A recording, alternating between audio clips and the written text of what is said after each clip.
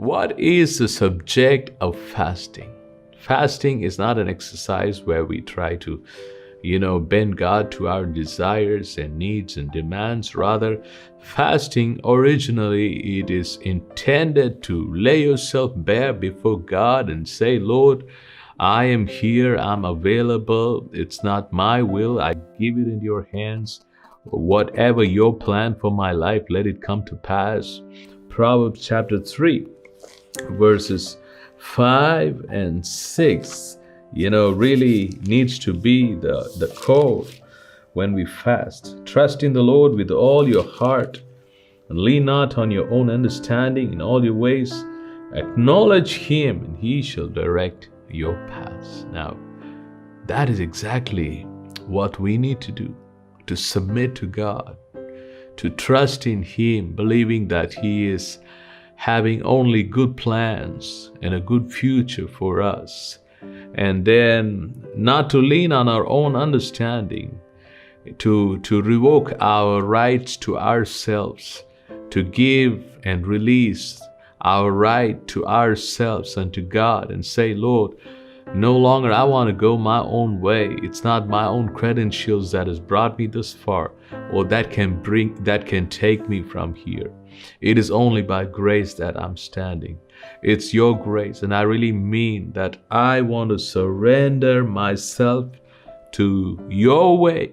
And for everything that I've received till now, I want to give you all the glory. It's not by my effort. It's not by my energy. It's not by my intelligence, eloquence. Nothing of that sort. It's only by your grace. Now that is the core of fasting. You read in Isaiah 58, God is really teaching his people to really relinquish their rights to themselves and lay down their pride and humble themselves before God and say, Lord, it is you. It is about you. It is never about me.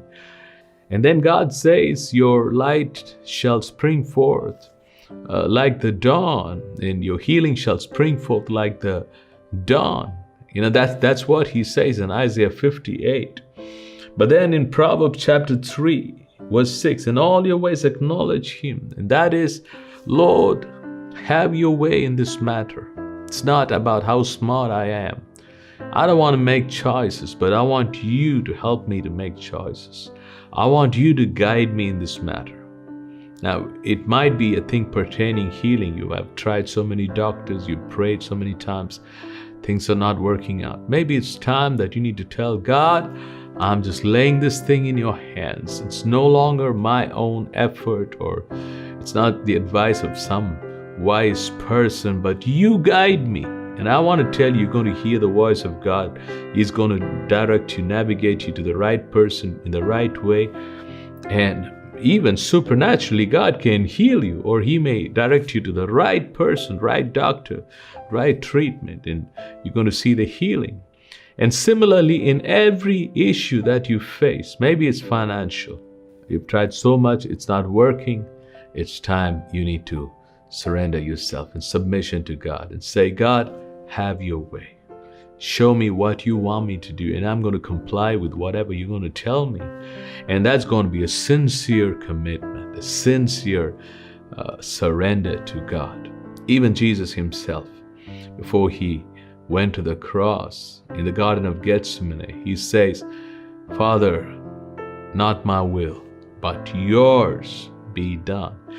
And if Jesus would do that, how much more we need to? The more you surrender yourself. The interesting thing is, people think that, will I have my way? Will things work out? I want to tell you, if you surrender, God's going to come through for you, and what you never dreamt, even in your wildest dreams, God will show you something that is beyond whatever you have thought of, you have planned for, whatever you have discussed about with human beings. God will show you a way that surpasses your own understanding, and it's amazing.